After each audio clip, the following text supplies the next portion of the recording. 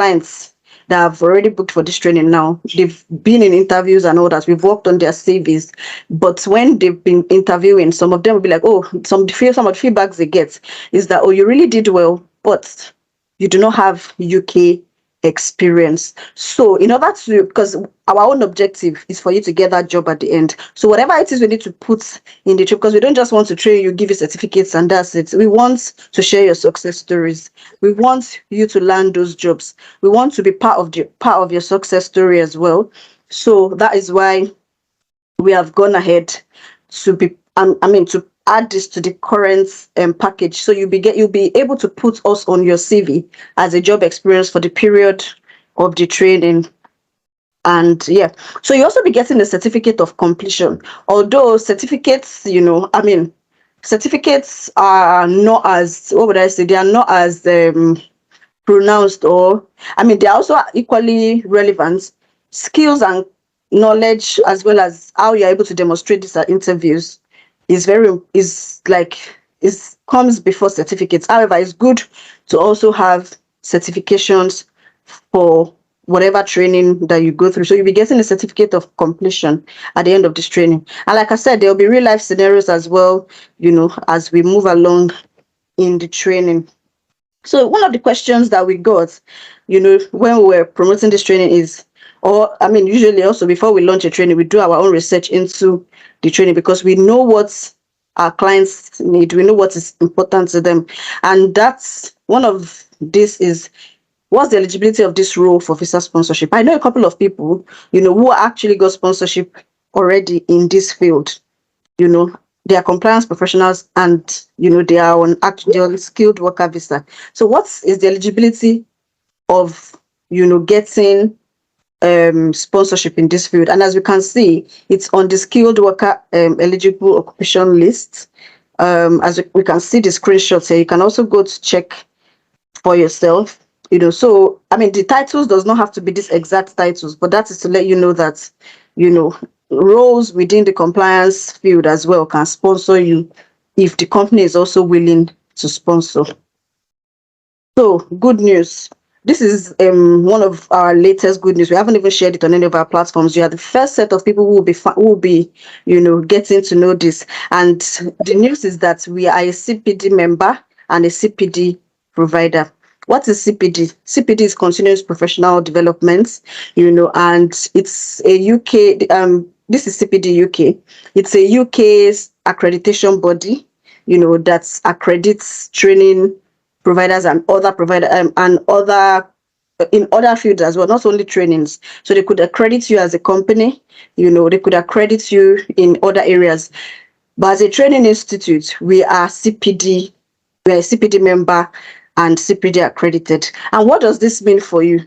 That means that you can be confident that the certificate you'll be getting in this training, which would have CPD, on it as well, is an internationally accredited and recognized certification. So CPD is also something that within the UK and globally, right? Because CPD is not a UK thing, it's not a UK thing only. Globally, individuals have CPD requirements either in their professional function. I think some companies have about the number of CPD training or courses you have to take in a year. So only trainings that fall under the CPD, forms parts, or only trainings that are accredited by CPD forms parts of your continuous professional development. Some companies even pay for trainings that fall under this on behalf of their staff because it's a development requirement, right? So for you as an individual, the benefit to you is that the certification you'll be getting is accredited globally in the UK as well as globally. And then you get confidence that the training contents and the standard of the training is global because all our training contents will be assessed and approved by this body. So that gives you confidence that, not only are we didn't just start training without having any form of accreditation or without actually ensuring that what we are doing is up to standard, So This also forms part of your continuous professional development requirements, just like I said earlier. And this demonstrates to recruiters and employers that you are committed to the profession. So if you have gone ahead to, do a CPD accredited certification, because in the UK, one thing that a lot of people don't understand is that the UK does not actually value jack of all trade kind of thing. I mean, coming from wherever, maybe Nigeria, Ghana, or wherever we're coming from, if you have on your CV that, yeah, I can do HR, I can do finance, I can do I can do lots of things. That would probably make an employer very happy because, what they want is someone that can do everything. However, in the UK, it's quite different. They want to see on your CV that you actually are committed to this field. You won't get this job today and tomorrow you are into another field, So that's why, as on our consulting and rebranding side, we advise our clients that, you need to have an optimized CV for a particular role to be able to demonstrate that you are committed to this field. That would send a positive signal to a recruiter, to go ahead to probably invite you for an interview, or go ahead to take you on for the role. So going ahead to do a CPD accredited training demonstrates to recruiters that you're actually committed to this profession. And of course, it's an extra value for your money because, a CPD accredited certificate is even for we as a company that is getting this accreditation, it doesn't come cheap. So even for you, you are getting extra value for your money because CPD accredited trainings are not cheap out there. And you are the first set of, delegates, who would be launching this accreditation that we have just gotten. So moving on from there. So more about the training. What is the actual value of this training? Because I'm sure, you've heard a lot of things. Okay, so how much is this training for those who have not heard or who, are joining or hearing about this for the first time? So first of all, I'll be talking about the value because I always come from a value point of view. Based on all the things I've said that you'll be getting in this training and how it's different from what you would get in the market, the value of this training in the market is over £1,000.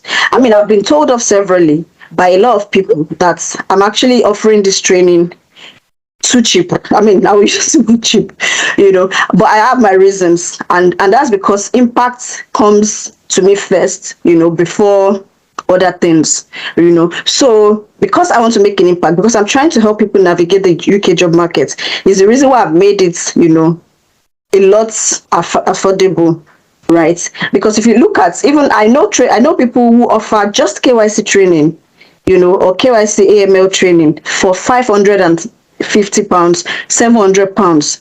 Just that, no certificates of completion, no LMS, no other investments, no projects, no UK job reference, So if you are joining this, but I can't promise that the next cohort will get it at this price. But if you are going to be joining this cohort, I'm telling you that you are getting like 3 times the value of what you'll be paying for the training. So how long will the training be? I've already said that it will be a 4 weeks class. To be 4 weeks classes. However, within the 4 weeks as well, we try to fix a time for interview preparation. Also, there are other benefits that you actually get for being a part of this boot camp, really, that's even beyond the training. You get to join we have a previous cohort who have just graduated, you get to join the alumni group after the completion of your training as well. And some of them are already in the industry, a lot of them are at their interview stages, a lot of them at their interview stages. So we get to benefit from each other, mentor each other, for further development and progression. And so, and there are so many other things that we actually have to offer as a company. I'm sure that, in the I can't promise exactly when. I'm sure there will be a time where we'll have visa sponsorship strategies, another session for visa sponsorship strategies, which I know a lot of people are interested in.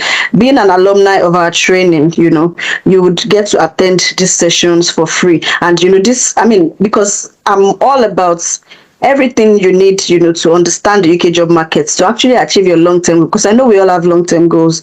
We might be looking here and there, but we all have reasons why we all have reasons why we are trying to explore different alternatives. So there are so many benefits, that also that you tend to gain from joining this boot camp. So some feedback from our last cohorts. A lot of them found the training really helpful. One of them already had landed a job as a compliance manager in the UK, and some of them, a lot of them are at the interview prep. We ended it just at the end of December. Some of them are already at the final stages of interview with Deloitte, EY, and the likes. So this is just to let you see what other people who have just graduated, what they feel about the training. So, having said all this, do we have anybody who has does anybody have a question for me before I introduce our facilitator? Does anybody have a question of anything I've said so far?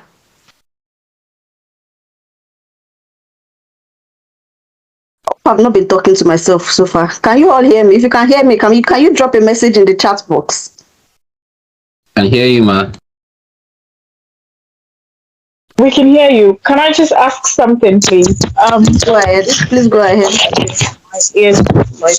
So you've said you're giving us a discount. Can you hear me? I can hear you clearly. Okay. You said you're giving us a discount if we pay today, obviously, but the training doesn't start till the end of the month. Is it not possible to maybe extend that, making the payment today, because obviously the training doesn't start it. So if you can extend, make the deadline for that payment rather than just saying we should pay today. Well, because some people. I'm not saying you should pay today. I'm just saying we'll get an extra discount, right? So, but if you don't pay today, you can still get a discount, but it might not be the same discount. However, any discussions about discounts, extensions, to be honest, I'm happy to take that. You can send me a DM. There's actually room for that, because I totally understand that. There's some people that are already on an installment plan. It's January. Earlier. Some people are already on an installment plan. They started much earlier. However, all installments ends in January, by January ending. So whatever it is but we can take that, outside of this place. However, if you pay today, you get, and if you want to secure your slots for this discount as well, it's very possible. But we can take that in the DM, in our email, or in other, outside. We can take that in camera. Is that fine? Okay, thank you. Okay, cool.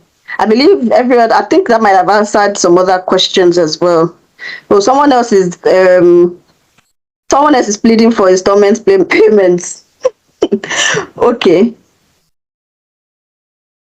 Okay, so I think, does the training include CV review? No, this training does not include CV review. You can see that we have a lot of things already packed up in the training. However, because you'll be putting us on your CV, right? And because we offer that, in-house as well, there's possibility to get a discount, to get your CV and LinkedIn done by us at the end of the training. But at the moment, it doesn't include CV, because there are so many other things packed in the training. And if we add CV to it as well, the cost continues to go up. So let's just keep it as it is, but there's obviously going to be a discount for those that want to get their CV done by us, of course, to get the results, because you already know we are experts as well in CV, LinkedIn, cover letters, and all that as well. Does that answer your question, Patience?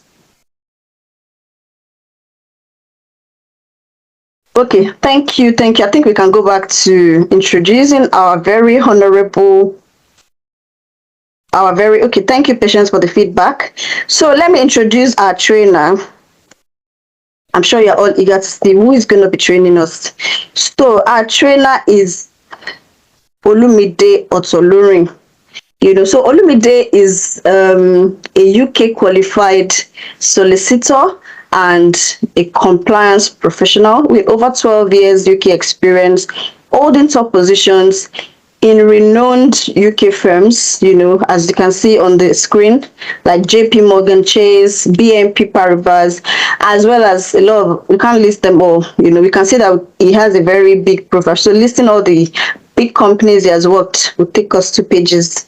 So yes, he has an MBA, he has an MSc, he has an LLM. He's a chartered governance professional, is a governance professional and company secretary, formerly ICSA. So to be honest, I'm really happy to have him on board as the facilitator for this training, and I'm sure that you guys can't wait to experience the wonderful expertise he also has. He's got a very wide range of exposure. He's a compliance expert, he's a KYC expert, he's an AML expert, MiFID, financial crime, fraud, transaction monitoring, business analysis, project management. You'll be surprised how you can even blend your previous area of expertise with this AML to actually form a very strong brand for yourself.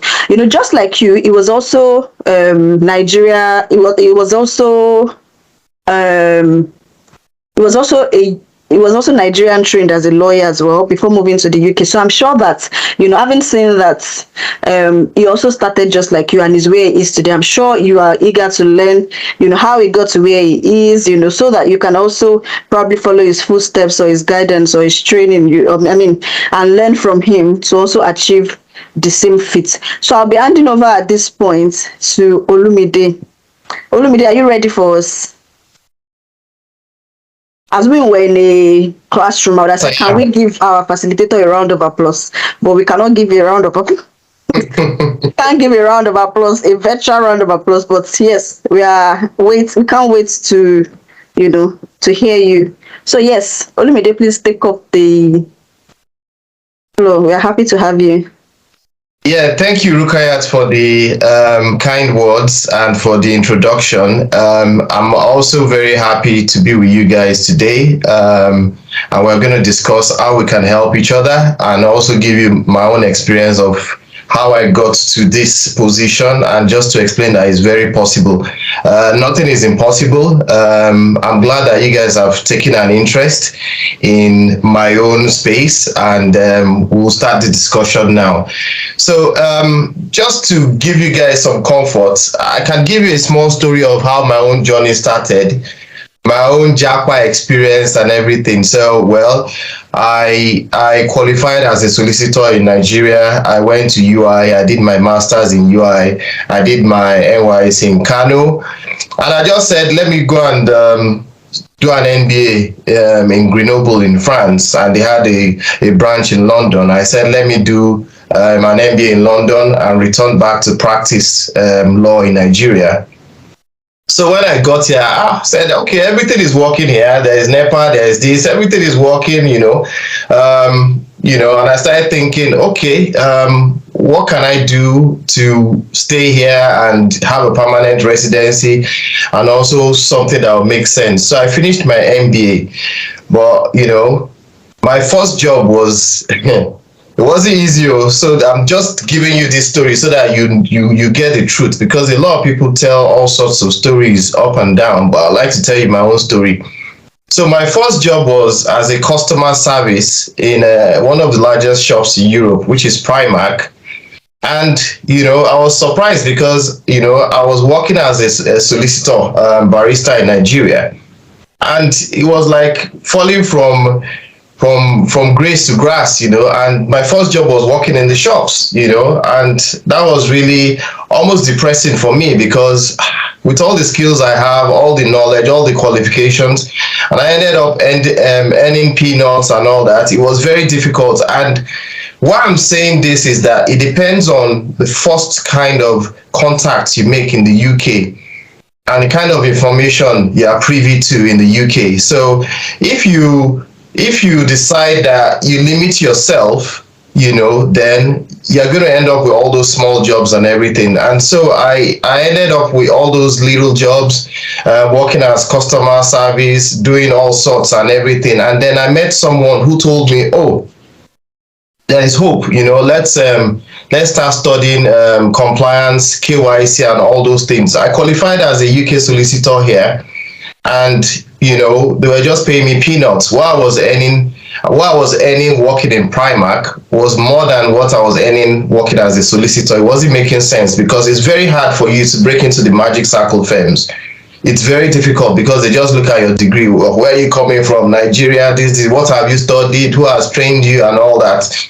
So it was quite difficult. And then from then, I now said, okay, I'll start focusing on compliance and KYC, which was not too difficult, okay? And then I got my first role in Lloyd's. And then from there, I moved to Credit Suisse, JP Morgan. I started working as a contractor. I worked in so many places.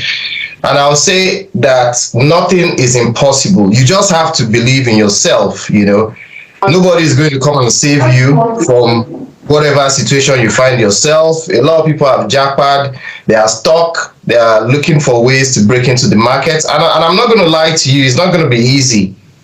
So it will never be easy, but you give yourself a better opportunity if you get well trained, well versed in what you're about to do. You get the technical skills you need to perform as a KYC AML analyst, and that will make it easier for you. So that's how I ended up here. And I also started training people in the banks and everything. And I got used to it. I got comfortable with it. Initially, I used to be very quiet, I didn't like talking and everything. But after some time, it became part of me. I started training people. People started getting jobs and all that. And with the kind of wonderful organization that Rukayat has, I believe definitely you get a lot of value for your money, and you also get to learn and experience what it's like to actually work as a KYC AML analyst or a compliance analyst. So that's how my story started, and I said, how can we help people? I don't want anybody to go through what I went through to start working as a customer service low job in the shops and everything, when most of you are from the banking. You've already had 15 experience in banking, some of you are lawyers and all that, and I understand exactly what it takes. I think I can relate to that. I understand what most of you have gone through, and I understand what you're trying to achieve and how you need to achieve it. I think I'll be able to guide you through what you need to know and how you need to do it. So yeah, that's my own story. Some of the qualifications I've done, yeah, it does help, but in this environment, what they focus on is experience. Can you do the job? If they put a computer in front of you right now for your interview, can you do KYC? Can you do AML? So this package is really just to show you that you need to know exactly what to do from day one, or else you get sacked, even if you get a KYC job. The difference between this training and the other ones is that they'll take 900, they'll take 1,500, they'll take 500, they'll take all your money, but they are not going to give you the practical experience, And that's what I've noticed, that if you don't have the practical experience, they give you theory, they give you all these books, links and all that. It's not going to help you. You need to be able to get into the job, roll up your sleeves and perform. This place is difficult, because you have to hit your targets. And if you don't hit your target, you probably won't keep your job.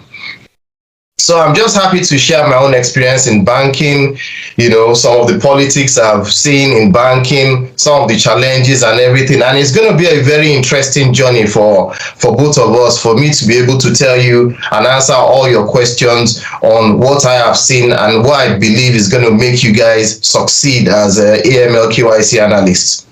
Now, Rukayat mentioned one thing. This industry is never going to die. I'm sure you all have bank accounts, okay? The bank needs people to maintain that relationship and to open those bank accounts. And that's why you're here today, because KYC is very important in this country. It's also important in Nigeria, and I know. So over here, you just have to comply with all the laws or you get into trouble. So the banks have to comply and they have to have an AML system. Okay, so KYC is a tool of AML that's to prevent financial crime and to make sure that illicit funds are not getting into the system. So just think of it. You have a bank account, right? Somebody on the other side is asking you questions. This is now your turn to be asking the customers questions and to make sure you protect the bank. So these are simple things that you just have to do, because you have to comply, or else the regulators will jump in. They might stop the bank from operating. They might seize the license. Someone might even go to jail. So you just have to make sure that you do the right thing. This is a very serious environment. I won't say Nigeria is not serious, but I'll say, things are a little bit very serious here. Everyone has to do their work diligently, or you get into trouble. And obviously, as a black person, you have to do a lot more than your peers. So you have to perform. Yeah. So let me just jump into it. So KYC is just the process whereby you verify and you understand what the customer is about. I'm sure the lawyers and the bankers in the house and all other people will understand where I'm coming from. These are the things they'll be asking you to do. You have a checklist, and you just have to make sure that the bank, your customers, you are the bridge between the relationship manager and the bank. So the relationship managers are the guys that go and get the customers, right? And they try to sell the products and everything. You are like the policeman in the bank, making sure that they comply with the rules and regulations and the policies of the bank. That is how easy KYC is. Now, it might sound easy, but at the same time, there are things we call red flags, which you have to be privy to. You have to understand the environment. How do these guys, the bad guys, operate? What are the things that they might do? You might need to know some things. Okay, where do you get the information from? Okay, you also have to think of it. You are trying to give the customer the best experience. Okay, so if you can get information about a customer from somewhere without going to meet the customer 100 times, that would make you a better compliance professional, because it's not just about compliance. You also have to think of how you're going to help the bank to make money. Okay, and you're also protecting the bank. That's the bottom line. So you have to have some business acumen, and you also have to be someone who is project driven. It's a fast-paced environment. Laws are changing every day. As you can see in Ukraine, things have moved very fast. The SDN list continues increasing. SSIs, sanctions, and all these things are there. So if you don't know these things, you yourself, you'll be a risk to the bank, and you're going to put someone in trouble. Let's just say you go and open a bank account for Putin or his family or something and all that without following the right procedures. So it's something that you need that knowledge to be able to protect the bank, and also to be able to protect yourself and your career. Because once you have one mistake, that is the end of it. Nobody wants to end up in Primark working for 10, 20 years. Even if you are there for 10, 20 years, what you will earn is not what maybe a junior person in KYC would earn. There are some junior roles in KYC, but the average of the roles pay a lot. And it just depends where you are. The American banks pay the most, the European banks pay well, and then all the other banks follow. So what I would say is that with my own experience, I'll be pushing you towards the direction of having a KYC analysis experience and the knowledge, almost thinking like a detective, like a lawyer. So I want everyone to think like a detective, to be able to pick up new skills. Nobody's going to come and save you. As I said earlier on, you have to learn the stuff.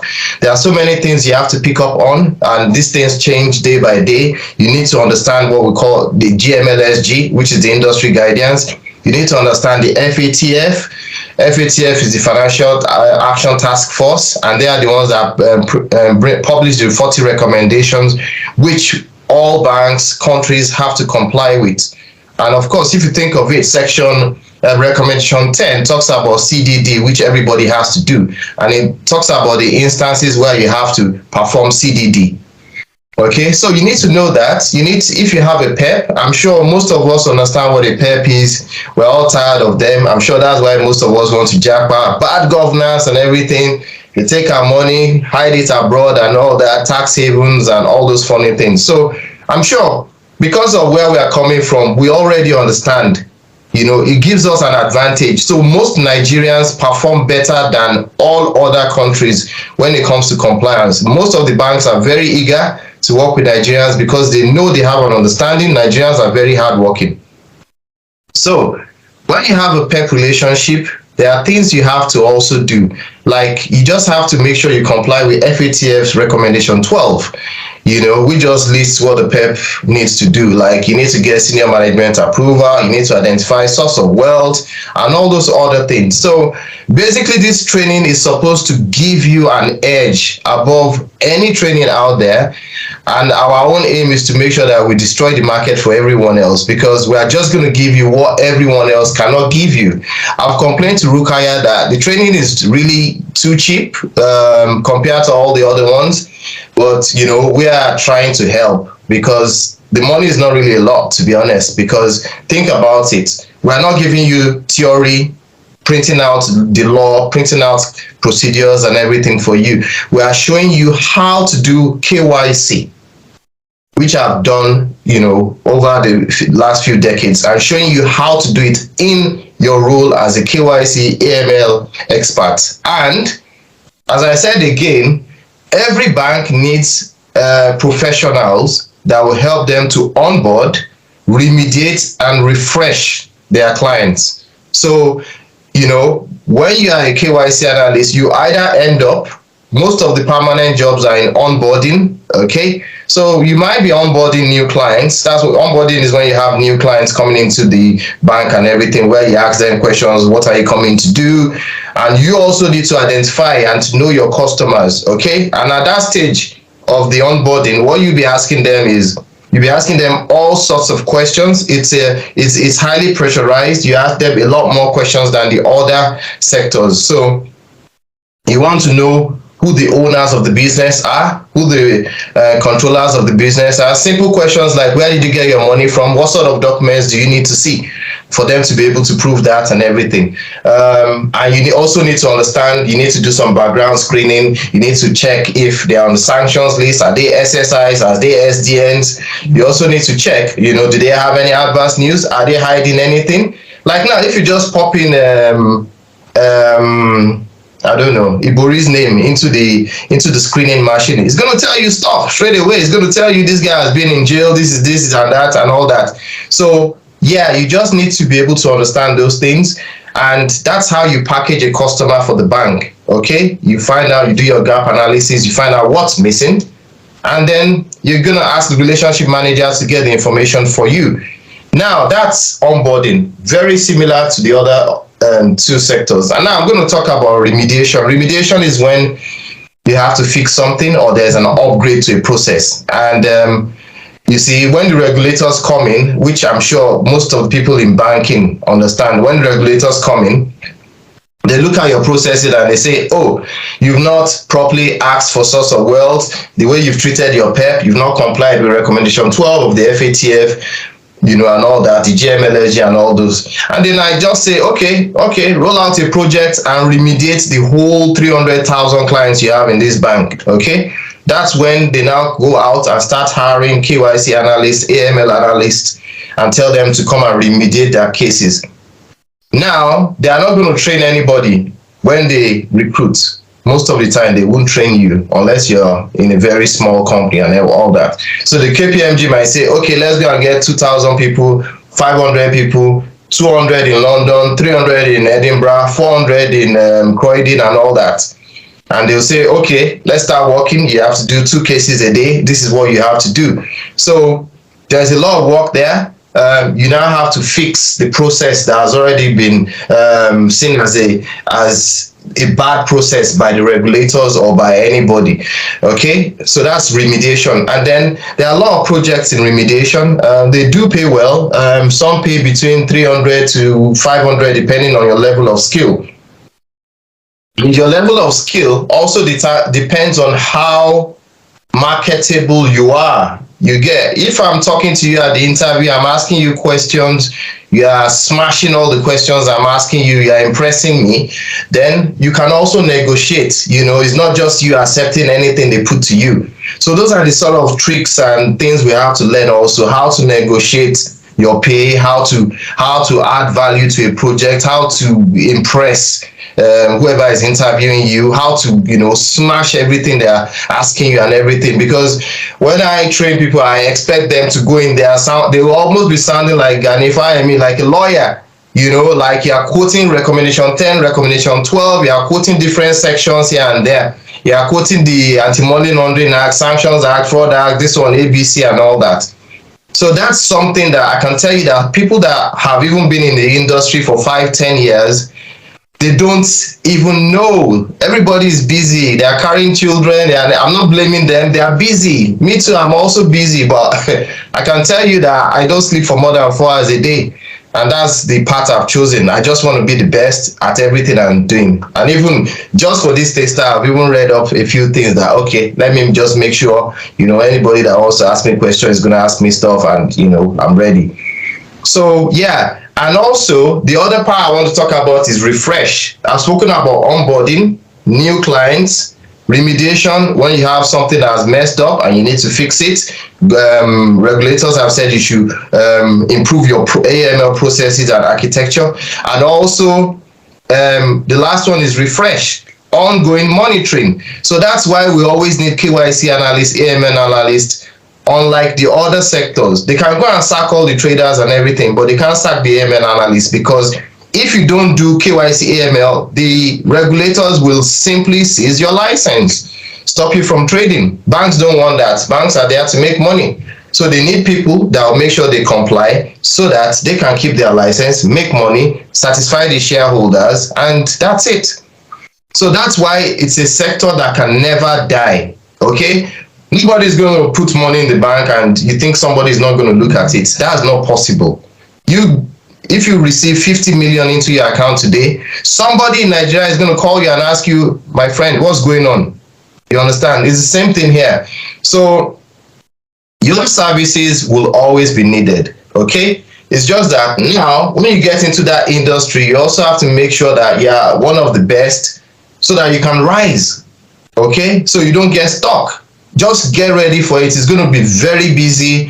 You always have to read. You always have to be on points and everything. And it's something you can do. So I have faith that you guys will be able to do it. You'll be serious and all that. So I believe we're going to have a good session. I don't want to talk too much about KYC. It might start getting boring, but when we start it, you see how interesting it is. When we start dealing with the granular details, then you see that, oh, KYC is very interesting. And there are different streams. You have sanctions, analysts, you have AML analysts, you have KYC analysts, you have GDPR analysts and everything.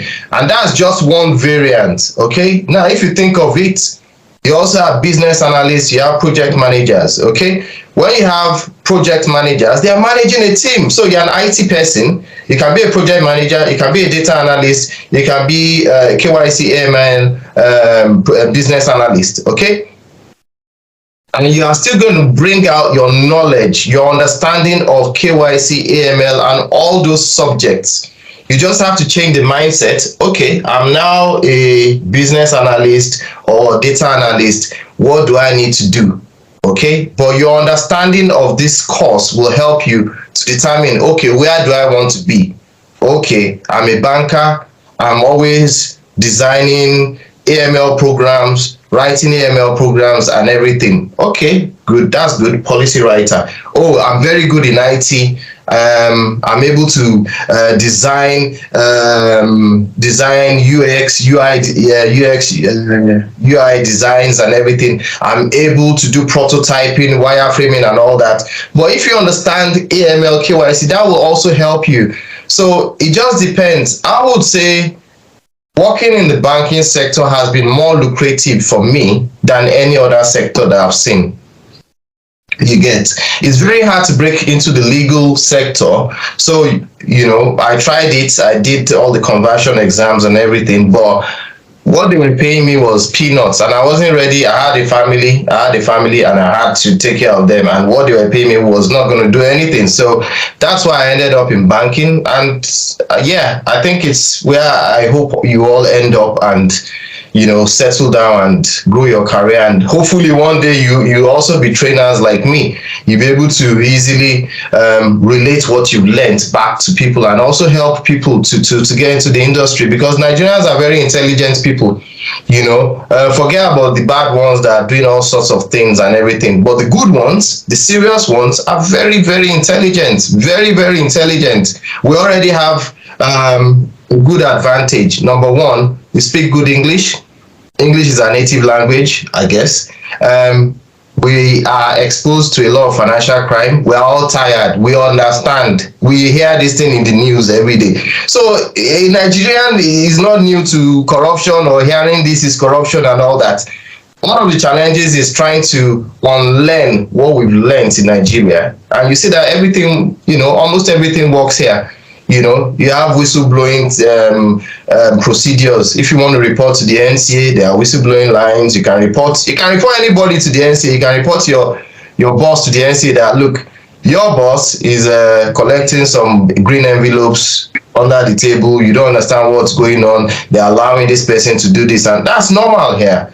You're just meant to do your job and follow the law. Everything is, there for you to follow. So to be honest, I'm happy you guys are here, and I'm sure we're going to have a great time. I don't know if anyone has any questions, and then we could focus on some of the questions you have. Thank you very much. I mean, can I go and start applying for KYC jobs? Because it looks like I'm set already. But yeah, thank you so much for the insights, and for the good things you said about you said we are exposed. There's some things you said there. You said we are exposed. It's not the Nigerians that are here. You said we are exposed to all these things, so we are more experienced. Well, thank you for that. Okay, I think we have some questions that they've already dropped in the comment section. So they said, are there remote jobs or strictly office? Oh, one good thing, I don't think I mentioned it, is that one good thing I like about this industry, right? 3 things, or is it 2 or 3 things? First of all, the work mode is really flexible. Most of my friends that I have, that are KYC analysts, they're all on fully remote work structure. There are some hybrids as well, maybe, but I know a lot of fully remote structure, fully remote people. And let me even now add one to it. Some people are even able to take multiple contracts. I have friends that hold 3 KYC jobs, have 1 permanent, have 2 contracts. Depends on whether you can handle it, right? It depends on if you can handle it, why not? But I mean, what do you think, Olumide?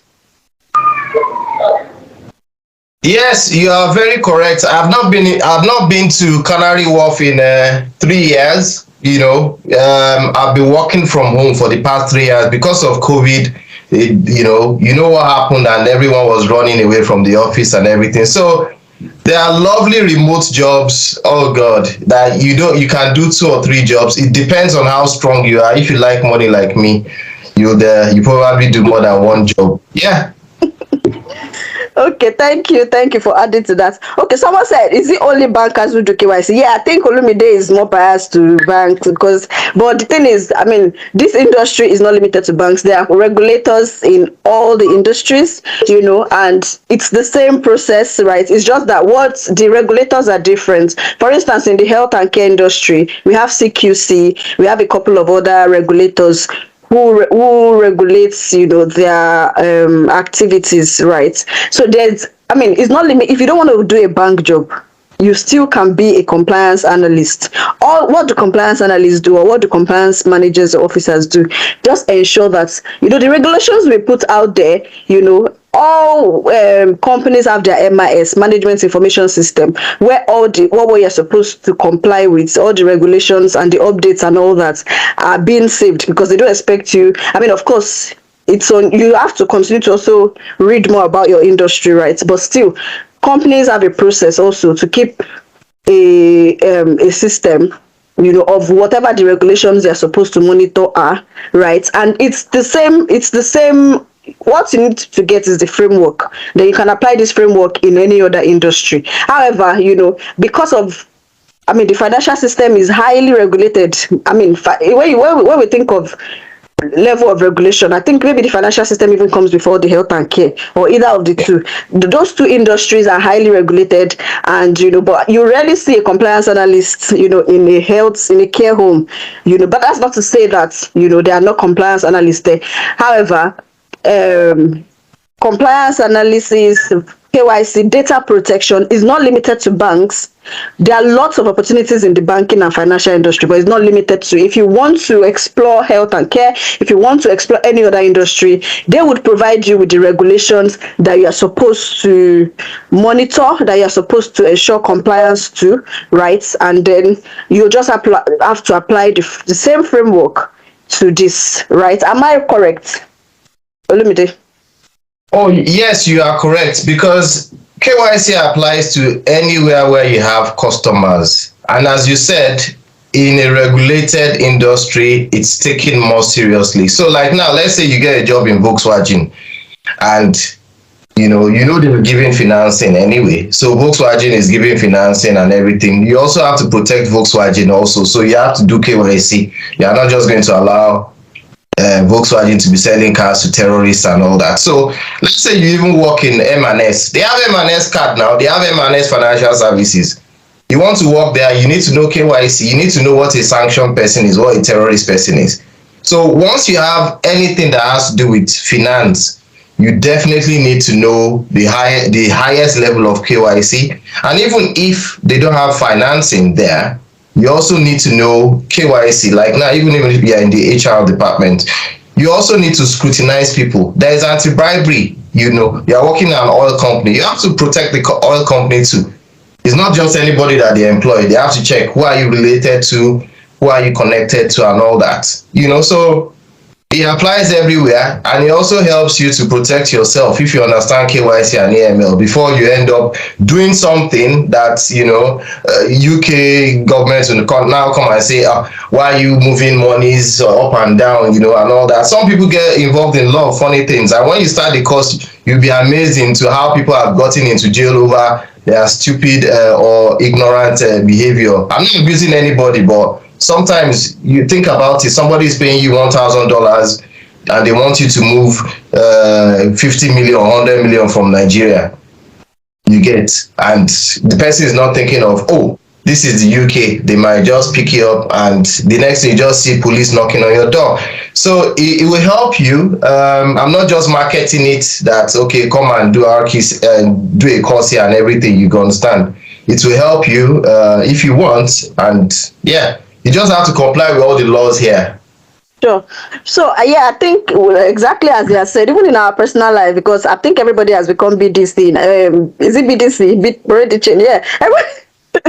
Everybody has become really changed now. I mean, it's very important that we know who the other person is, who the other business we are transacting with, And if you look at the sanctions as well, like the sanctions aspect of this training, you'll be learning how to check the sanctions list, to be sure that okay, this company that want to enter business with, are they on the red list? Are they sanctioned? Are they from a sanctioned country? Are they high risk? Are they low? What risk rating, are they, or what should we be entering, as a compliance person, should we go ahead with this business, and all that. So I think beyond the banking industry, compliance KYC is relevant. I know someone that works in a hotel, and she's the KYC AML person in a hotel. So depending on the line of business and the risk that has been associated to, relationship and transactions between the two parties, there would be a need for due diligence, compliance, and all that. So the next question, is this related to privacy analyst? So there'll be a part of this training that has to do with GDPR and data protection, right? And at the end of, that would give you an insight into going into data protection or GDPR. However, you have to know that all of these areas, you need to actually also put in the work to continue to, because this is a 1 month program, right? After this 1 month, laws will continue to change, rules will continue to, of course, there will be public knowledge. It's not like there will be hidden changes, right? So, but yes, privacy analyst or data protection officer or GDPR analyst or officer is also one of the areas that this training would cover, if that is what you have interest in. Okay, so someone said, I'm concerned about the classes. My present jobs run on a rota basis. I don't have control on days I'm working. How do I cope? Because it means I'll miss some classes. Fantastic. For people that have this kind of situation, right? First of all, the training is going to be weekends. I mean, if you don't have control over when exactly you work, the good thing is we have a very user-friendly LMS. I mean, most of our old or last candidates who have completed our trainings, they testify to how user-friendly our LMS is. So it will be more like you log in, you have access to the materials. Even as we speak, as you start enrolling from when we resume next week, right? We'll create your profiles. All the materials are already uploaded. You get to start reading the materials. So we'll continue to upload the videos as they happen. So you can watch all the any class you miss, you can revisit. Even after your classes, when you have interviews, you can go back to revisit the interview prep sessions. When you have an interview, and also other resources we get will be uploaded on the training. Also on the WhatsApp group, other resources we can find, pages on LinkedIn you should follow, jobs that we think that you might have a very good chance at getting. So those are the other resources that you'll be getting from the training. So if you will be missing a class, I mean, I wouldn't say enroll and not attend the class, but if you'll be missing a class, there's an LMS that is very organized and all that you can watch any missed class. So, and also the LMS is also going to be used for your projects. So you need to actually watch the videos anyway, because you need to pass the projects for us to be able to give you reference. So can I go ahead and get the KYC job after this training, or do I need to do any other qualification? Just like we have said, the focus is how you are able to demonstrate experience in the field, how you're able to demonstrate skill. Qualifications are good, don't get us wrong.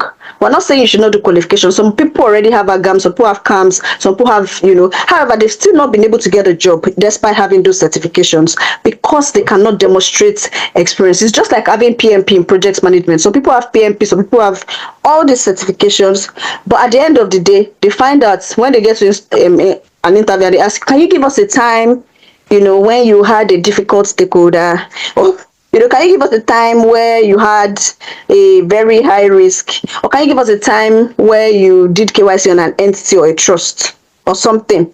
That might not be I've not done CAMS, I've not done AGAMS, I've not done any other certifications, but I'm just saying that most of those certifications are just theory based, and what you will be getting in this training is practical. Forget it. You will get the certification from this training, which is CPD accredited as well. But forget certifications, right? What you need is your ability to demonstrate experience at an interview. First of all, you need a very good CV to get interview, right? Which we are able to give to you at the end of the training. It's not part of this package that you're paying for, but you can pay for it at the end of the training at a discount, right? You need to get. So what are the steps you need after the training? Work on your brand, your CV, and your LinkedIn.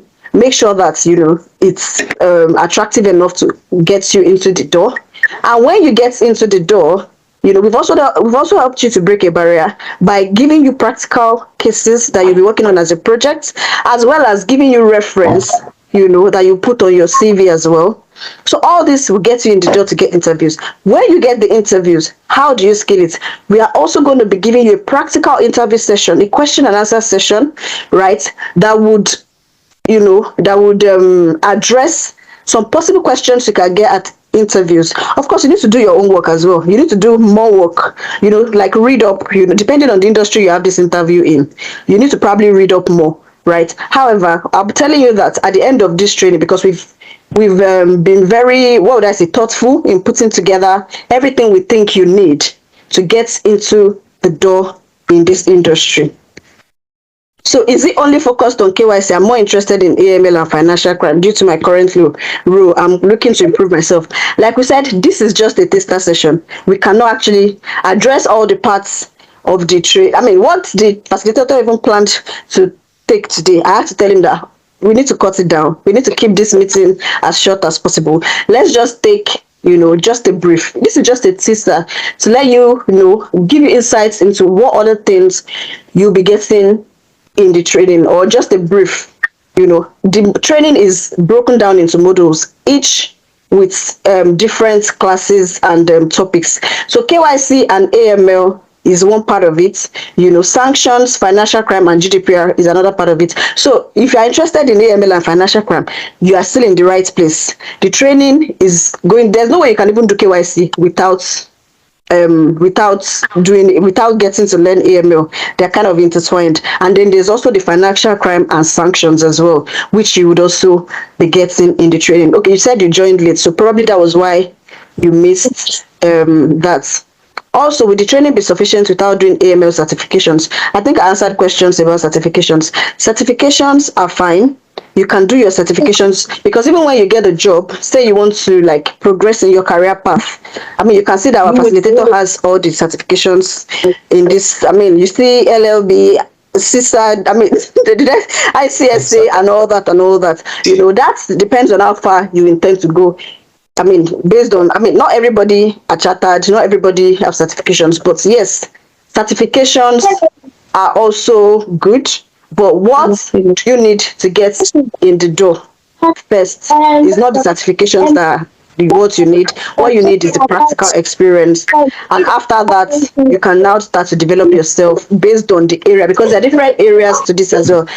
At the end, you can decide that, I'm going into KYC, I'm going to AML, I want to do more about on this side. I want to be a business analyst in this side. Just like he said, you can be a project manager in a KYC project. Yeah, said that when there are remediation situation, they create projects. They create projects, right, that would have a project manager that will probably have a business analyst as well. So if that's why I said that there are so many things that you can even combine the skill you'll be getting in this training with, that's coming from that you have already, that would create a very strong brand for you. So I will allow the facilitator also contribute to that.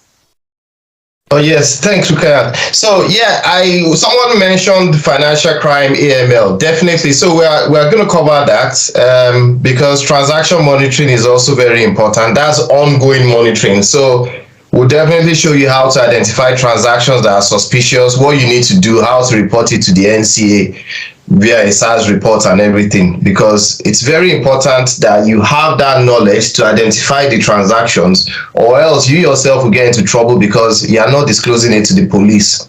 So ignorance of that is not a defense to that. You have to report all suspicious transactions. You have to be well trained, or else the bank will get into trouble. It's very strict here. So yeah, definitely we're going to cover transaction monitoring, AML, fraud, and anti-bribery, and all those things.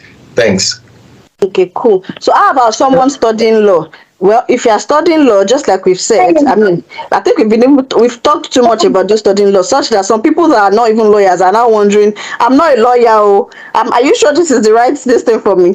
For people studying law, you did not miss road. You are in the right path. He has told you he got his qualifications to become a UK lawyer. However, at the end, which is why I tell a lot of people, it's expensive, it takes time. But at the end of the day, again, what are the prospects of what are your career prospects after you are done with this, after you become UK qualified lawyer?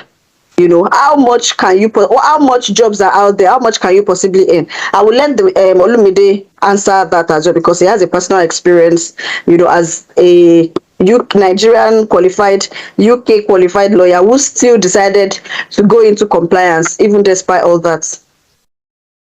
Yeah, so thank you again. A very good question. I like that question. So we also have compliance lawyers, okay?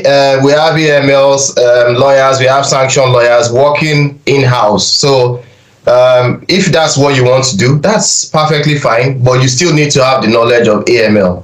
So because what they do in the law firms is they handle all those AML projects, all those AML prosecutions, defending AML people against, the government and all that. So definitely you need to understand it to be able to protect the firm, and also to be able to, give a proper defense for your client.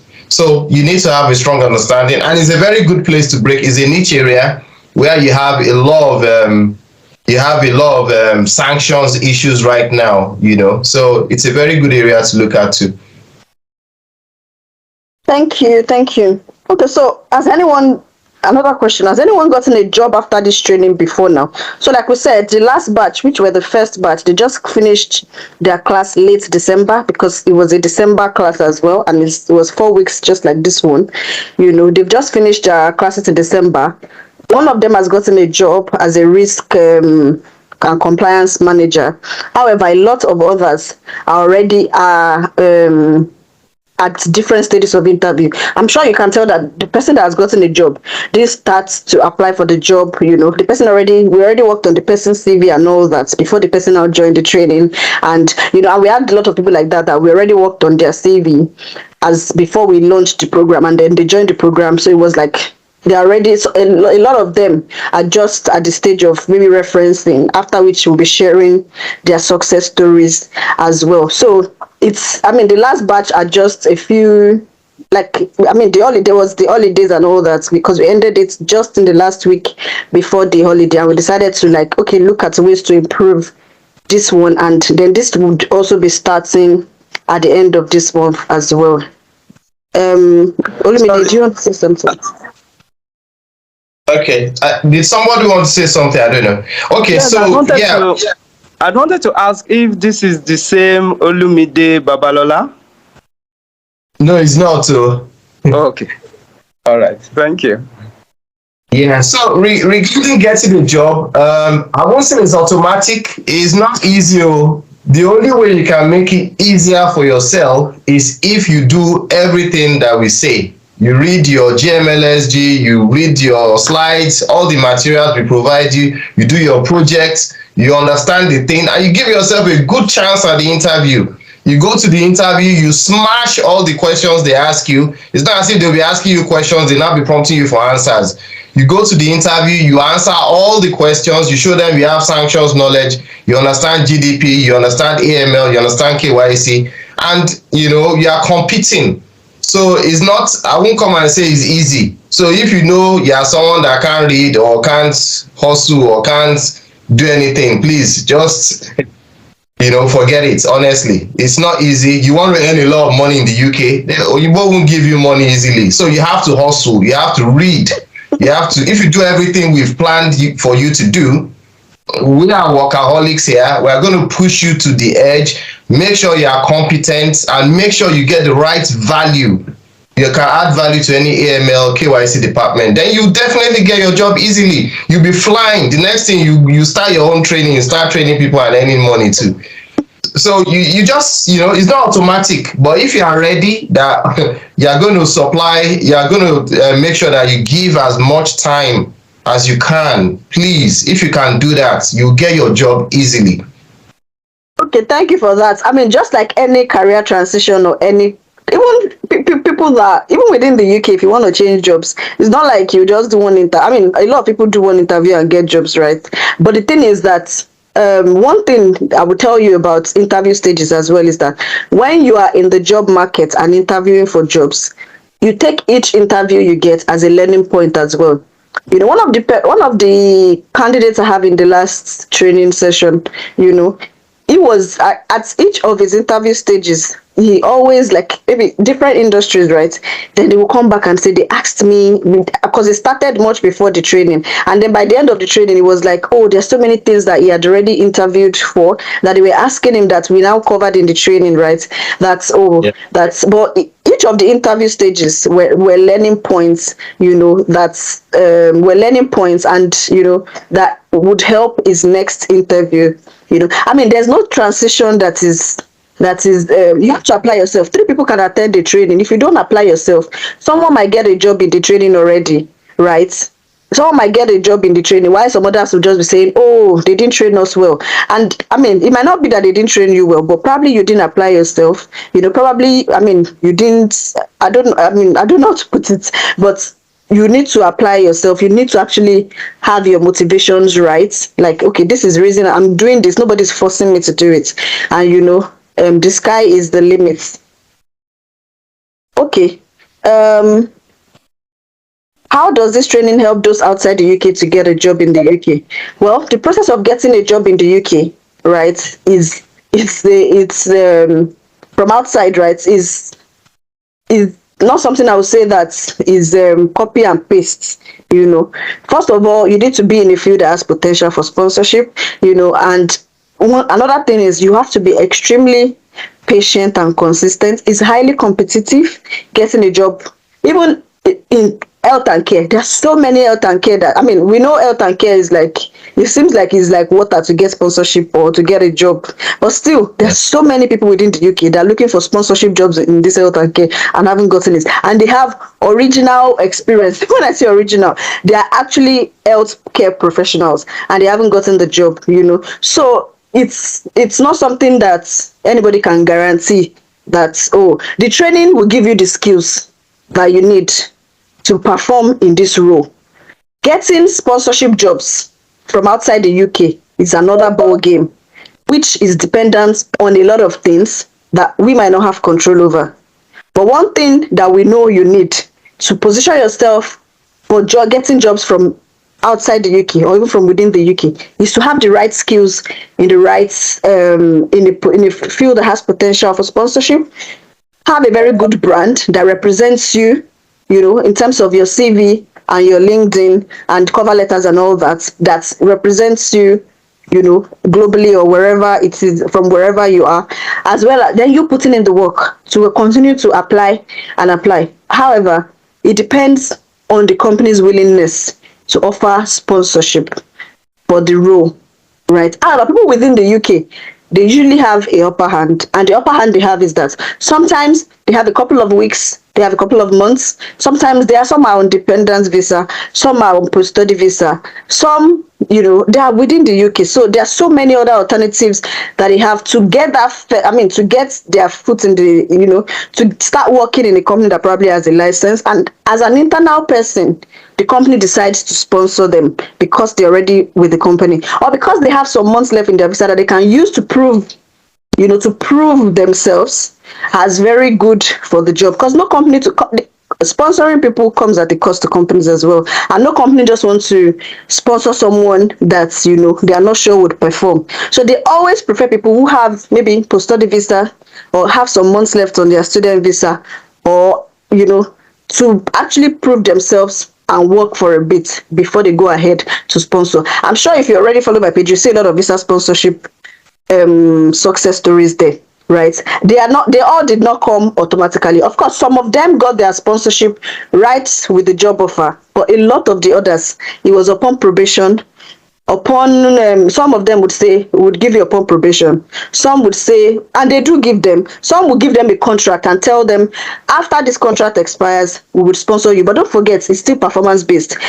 If you are not contributing, or if you are not good at what you do, or if you don't do what you're supposed to do, they might decide not to sponsor as well. And some of them are upon, okay, when the visa you have with you expires, we would sponsor you. But that's the advantage that people that are already within the UK have over people that are outside the UK. And this has nothing to do with your field, either as a project manager, business analyst, healthcare professional, or even compliance professional. What I've just spoken about has nothing to do with your field or about a training. This is just the way the market is when it comes to sponsorship. And I can tell you that for a fact, because when it comes to visa sponsorship, when it comes to navigating the UK job market, I can call myself an expert in that area. So, that is why I said that. Apart from, just doing this training, those are some other benefits that you get, because I've been doing this for over a year, supporting people to get visa sponsorship, supporting people to get jobs in the UK, even beyond compliance and in other fields as well. So I would allow Olumide to also speak to that. I think you wanted to say something. Yeah, so regarding sponsorship, there are actually a lot of vacancies, and there are a lot of people, a lot of organizations sponsoring. For one, I know KPMG, PwC, all of them are sponsoring, because what's happened is that the EU has left the bloc, the European bloc, via Brexit. So there's a shortage of people to do all these jobs, but the competition is intense. So if you can get well trained, and if you know your stuff better than others, then definitely it will be easier for them to sponsor you. As Rukayat has said, you just have to make sure you're ready at the right place at the right time with the right skills and jump into the market. once you are well versed in KYC, AML, or whatever you want to do, trust me, they'll give you an opportunity. You don't need to be Dangote's cousin or anything here. You know, you can be anything here without knowing anybody. Yeah.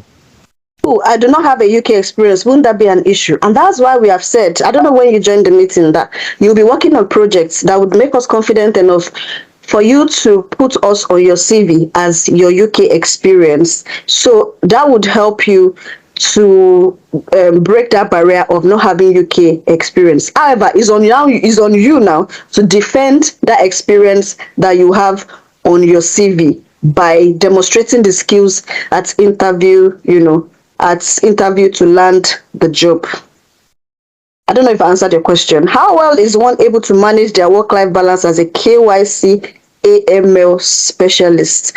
And when you say work-life balance, I think we spoke about, this work-life balance I just said reminds me of my previous job, where we always say, complain about work-life balance. But the good thing about working in the UK is that your work-life balance mostly is in your hands in terms of, and especially in this industry, this KYC ML industry, there's so many contract jobs. There's so many, most of the jobs, to be honest, are actually work from home jobs, because you just get assigned cases. You get assigned cases, you work on your cases. I have friends that have about 2-3 jobs. I have a friend that has a permanent job, 2 contract jobs. Now it's just one with HSBC, another one with Barclays, another one with with maybe KPMG or something. So, it depends on how you're able to manage, but you cannot start by you can't start by having 3 jobs in one day.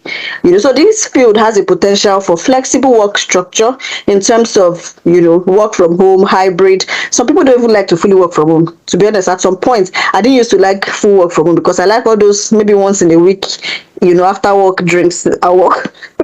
That's me. But at some point later, I preferred full work from home. I prefer fully, and we totally understand everybody wants a balance, especially in this kind of country where there's a lot to be done. There are kids, nobody helps with kids, so everybody's looking for a fully remote role where possible. But one good thing I will tell you is that this field is part of the fields that can give you that opportunity for flexible work structure, multiple contracts. If you are eligible for it, you check whatever it is that you are eligible to do. If you're eligible to take multiple contracts, please go ahead and do so. And there are also lots of permanent roles as well in this field as well. So I believe I answered that question. So if there's any other person, Olumide wants to speak, but after he speaks, if there's any other person that wants to speak, you can raise your hand and unmute yourself to speak. Let's even hear voices. We don't just want to read. Let's hear your voices as well. I've just been hearing Olumide speak. I want to hear someone else speak. So Olumide, please go ahead and contribute to that. Yeah, so thank you. So regarding work from home, and the work-life balance, there's a lot of, we have a lot of remote jobs. I've not been to the office in the last 3 years. And even before then, we had work from home before COVID also. We had 3 days in the office, 2 days at home, and then after some time moved to 2 days in the office, 3 days at home. After some time, it was just 1 week in the office and all that. So there's a lot of work from home. And it's a target-driven environment, fast-paced, and once you can do your work in, like now, if you are very experienced, you are very good, you can finish your work in 5 hours, and there's a lot of overtime.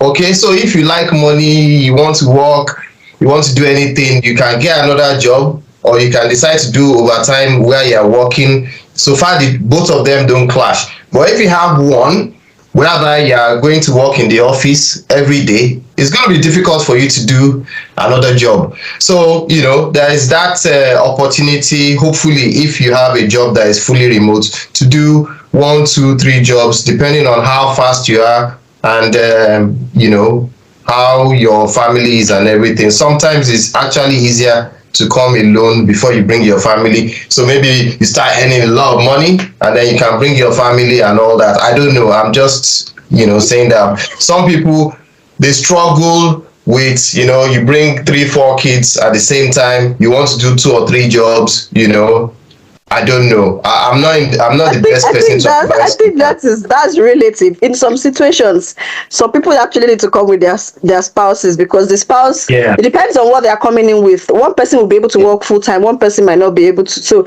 leaving the person that can work full time outside while you are now juggling school and kids and all that might also not Okay. be. So I think in that area, let's leave that. That's why I say work Let's life leave that. balance. That's why I say work-life balance is relative, depending. But we've answered the question in terms of, work-life balance. I know, and I know some people that they are a family of I have a friend. Our family is a family of KYC. A family of KYC analysts. Both husband and wife, they share their jobs because they know so they take multiple contracts and they share the jobs between themselves.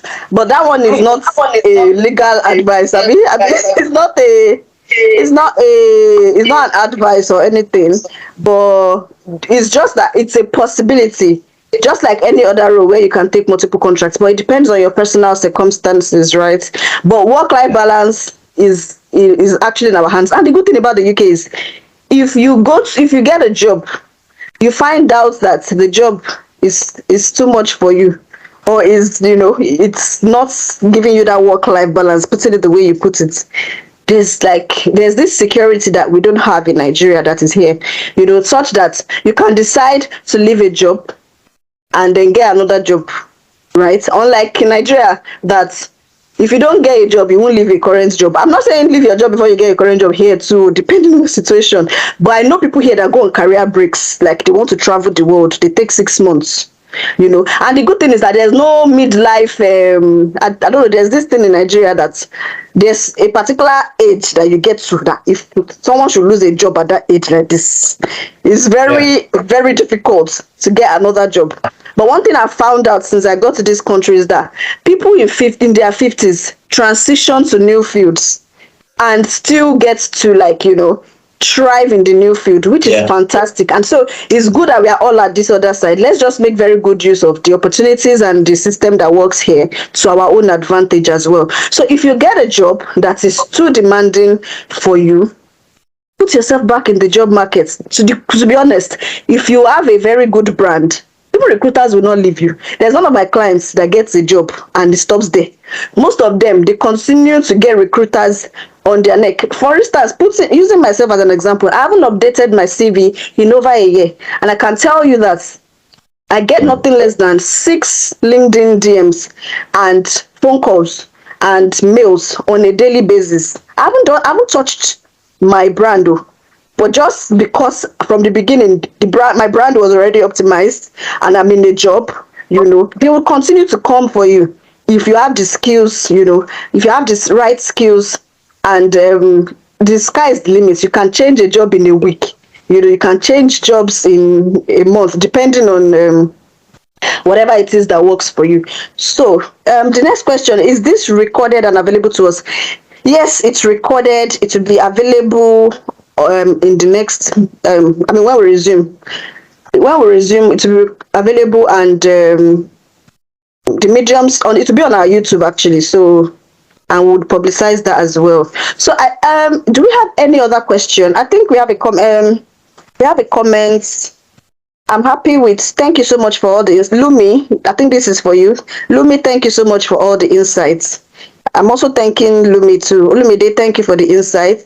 Then Rookie, I'm happy with your coordination and package. I'm very happy to sign up soonest. Thank you very much for acknowledging for the compliment and feedback. It is well appreciated as well. Yes, so do we have any other question? If you don't have any other question, let's also introduce work-life balance into this meeting as well. But do we have any other question? You can unmute yourself and ask questions if you do. If not, if you do, you can still raise your hand while I start to, appreciate our facilitator, Olumide. We really appreciate having you here, thank you for coming, and we look forward to, how you'll be sharing not only the practical and technical parts of this with us, because, we also like the fact that you are someone who have worn our shoes, you are someone who, you know where it pains us. And that's why I always like and pick my facilitators, right? So we're looking forward to the training session itself, and yeah, thanks a lot. So yes, like I said, everyone, this discount is still on. Some people are already dropping me messages on Instagram. Some people have already made payments. Don't miss this discounts, and if you want to talk about installments, if you want to talk about any arrangements regarding payments, availability and all that, you can send me a DM. I'm right there in my DM to respond to you. You can also send us an email on info@rkycareers.com. And yeah, does anybody have a feedback? Please drop your feedback in the chat section. You can also unmute yourself to talk. Let's take feedback for another 5 minutes. And I think in the absence of any other discounts, like I said, questions about installments, please send it to me directly. Yeah, in the absence of any other question, did you have any rounding up message for us? Well, I'll just say, from my own little story and where you guys are lucky. I'll say, well, if you can afford it, jump on it. It's a good deal for you. I can assure you, will give you more than 1,000,000% of what you've asked for. So be rest assured, you're in good hands. We've done it a lot of times. There are a lot of people in banking. Ask around. We've trained a lot of people. So if you can, jump into the program and let's get it going. Let's start your UK journey. Okay, thank you, Lumide. Everyone, it was nice to meet you.